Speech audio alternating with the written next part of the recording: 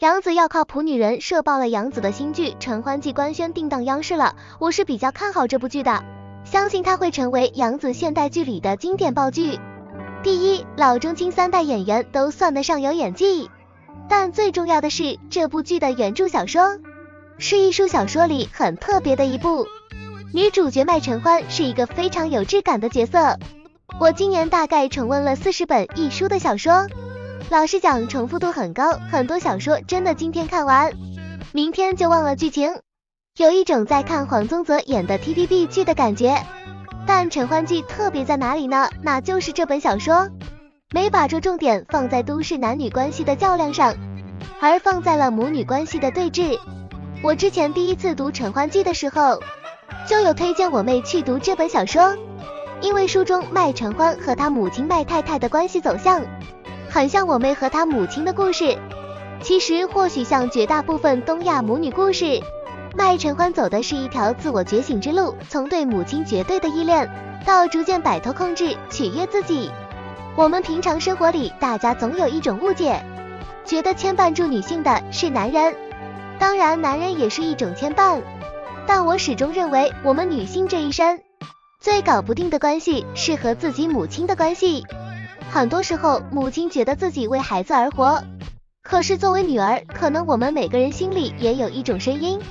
那就是很多时候我们其实也在为母亲而活，但是没有人看得见这种委屈。我之前做了一场床品直播，我们群里有个女孩说她特别喜欢那个蚕丝被，想给自己母亲买一床，但又很犹豫。我说犹豫什么？她说我怕我给我妈买了，她转头给她儿子用，这样的事情已经无数回了。然后她很惆怅地说，不知道我妈为什么总为她儿子考虑。我深深地叹了口气，说或许更难过的是，你也搞不明白自己为什么又总为母亲而活。很简单的一句话，但是炸出来群里好多讨论，很多读者说这句话有点让人想哭，因为终于不得不承认，我们人生里的很多委屈的确是因为想讨好母亲而产生的，不仅仅是因为重男轻女，而是因为我们的生命来自于母亲，我们对母亲有着难以准确描述的依恋，母亲对我们有着极其不易察觉的控制，非贬义。我理解这种控制是一种从小照顾的习惯，母亲也在努力地克服这种被延续下来的习惯，而被控制的人总是会忍不住讨好控制者。麦陈欢从前只觉得麦太太是全世界最好的母亲，《陈欢记》很有张爱玲《金锁记》的影子，找何赛飞演母亲真的是眼光精准，他意识到母亲对他的控制是在结婚那一刻，他忽然发现母亲把他当成一种讨价还价的筹码，争自己从前没在这个世界争来的义气。所以麦陈欢钻戒要选麦太太喜欢的款式，俗不俗气不要紧，最重要是足够闪，才能显得麦太太叫你有风，脸上有光。麦陈欢自己想旅行结婚也是万万不行的，必须讨好母亲，让她大摆宴席，这婚才能结，否则麦太太可以让所有人难堪。不妨给大家看一下小说里的原话，一书的笔像刀，很精准地切开了这种创伤。母亲处处刁难她，企图在女儿的婚礼上争义气，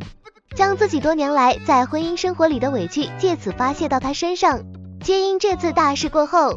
永无机会交金，敢这样对儿子，他会一走了之。那种母亲对女儿的拿捏，女儿对母亲人性深处的洞察，让人觉得战栗。总之是在与母亲隐秘的对峙里，麦陈欢忽然意兴阑珊，他最终没有结婚。他对自己的好朋友毛永新说，他意识到自己对母亲的回报太少，所以没有资格结婚。麦陈欢最终承认的一个真相是，这世间没有任何一段关系不求回报，包括母女关系。这是一书《陈欢记》写的最深刻的地方。一书塑造了一个非常标准的母亲，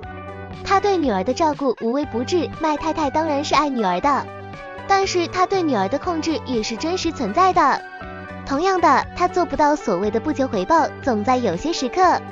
她对自己付出如此巨大是觉得委屈的，一定要女儿加倍回报才能甘心与罢休。一书揭开了一切母女关系的面纱，如果只写了母女关系的温情，那这本小说很没劲儿；如果只写母女关系的残忍，那这本小说也算落入俗套，因为后者张爱玲早就在《金锁记》里写尽了。一书写的是中国式家庭关系的一团乱麻，以及麦承欢最终凭借强大的内心穿过了这一团乱麻。我想这也是《承欢记》这本小说被拿来改编成影视剧的最重要原因，因为一直到这几年才有越来越多的人愿意面对原生家庭的创伤，以及各自用各自的方式试图完成从内到外的和解。我在读《承欢记》的时候，总能看到张爱玲那本《金锁记》的影子。我能感觉到一书一开始是试图借鉴张爱玲小说里的这段母女关系，但因为一书自己既是母亲也是女儿，她对母亲这个角色有不同于张爱玲的理解，她真正为女儿付出过，看得到母亲的牺牲与付出，快乐与痛苦，所以她对于母亲的角度要更广阔一些，也因此她写出了一种全新的东西。除了这种与原生家庭和解的设定足够让观众有共鸣之外，麦承欢的整个成长路径也是很有代入感的，因为她整体比较普女，家庭普通，父母普通，长相也是普通的好看，不是一书从前小说里那种绝世大美女。然后从小就是个乖乖女，努力学习，功课良好，考了不错的大学，工作又够拼，自己攒了不少钱，按部就班打算进入婚姻，却在这个过程中慢慢长出了自我。就这种框架，只要不乱往里填东西，基本就是爆剧的命。